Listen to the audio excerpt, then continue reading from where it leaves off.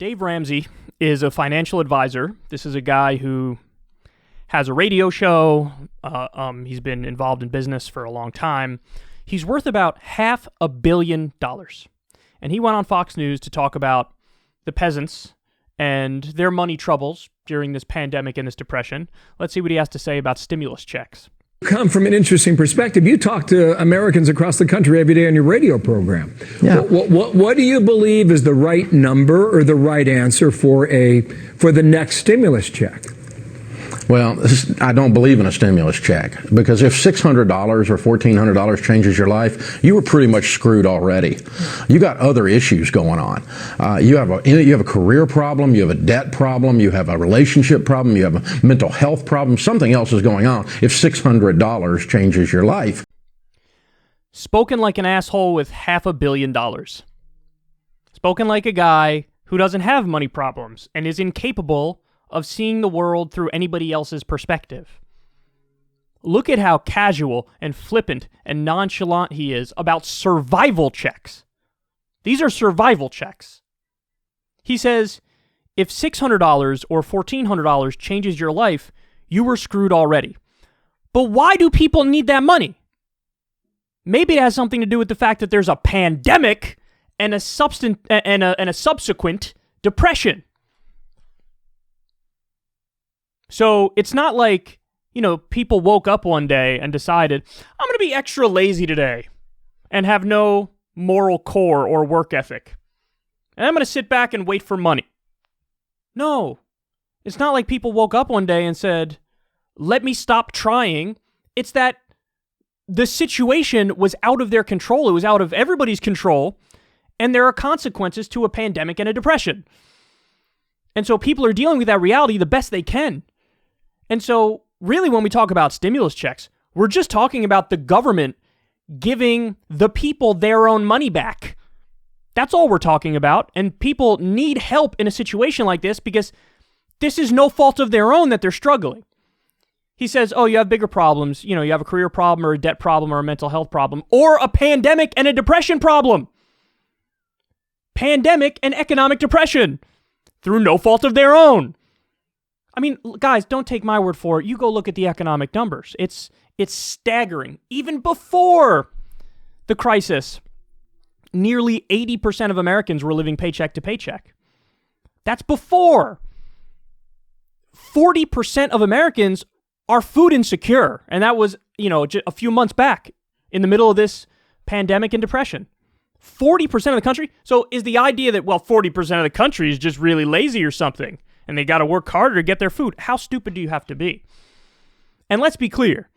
The system has been rigged in favor of the wealthy for a very long time. I'm thinking about that Rand Corporation study, which found that basically from 1974 until today, the top 1% has stolen $47 trillion from the bottom 90%. Again, this isn't Kyle Kulinski speaking. This is a Rand Corporation study speaking. What they say is, if you just keep the wealth distribution the same as it was after World War II, when we had stronger unions, better regulation, and things of that nature, if you keep the wealth distribution the same, the bottom 90% would be $47 trillion wealthier. That's an extra $1,144 per month for every single American in the bottom 90%. So the system has been rigged by the wealthy, the corporations, the well-connected, the billionaires, and they've been stealing from regular people. And then you add on top of all this a pandemic and an economic depression, and this guy goes out there and wants to blame the people who are struggling, as if they made a choice to be lazy or have no work ethic or whatever.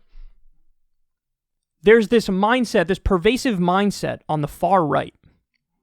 It's this idea that it's some flaw in your character if you're struggling with money issues. There has to be something wrong with you if you're struggling with money issues. But that presupposes that the system makes sense and is already a meritocracy. And of course, the system doesn't make sense, and it's not a meritocracy. There are people who work full-time jobs and they don't make enough money to survive. The minimum wage is not a living wage.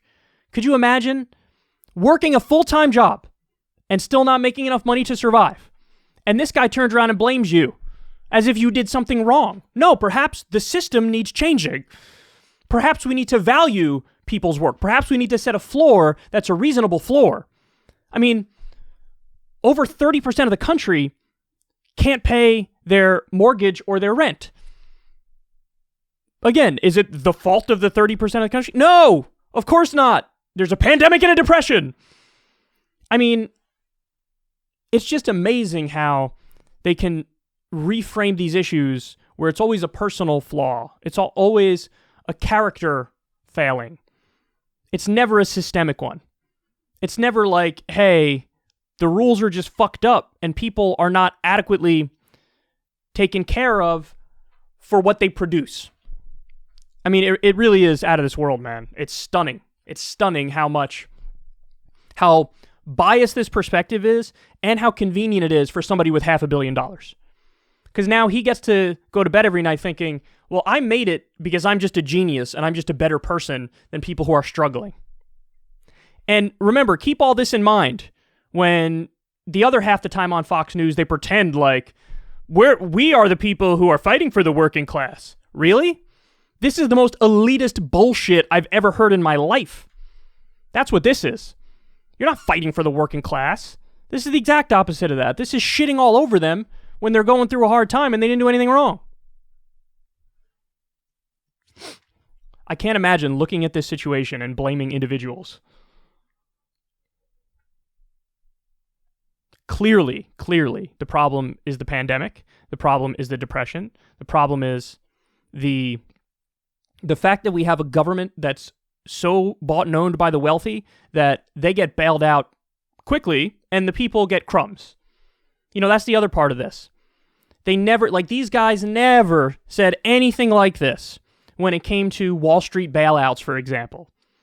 You had these giant financial institutions make horrendous decisions that bankrupted themselves and tanked the global economy, and then the government rushed in, bailed them out with no strings attached, and they paid bonuses to the biggest failures of CEOs you could ever imagine.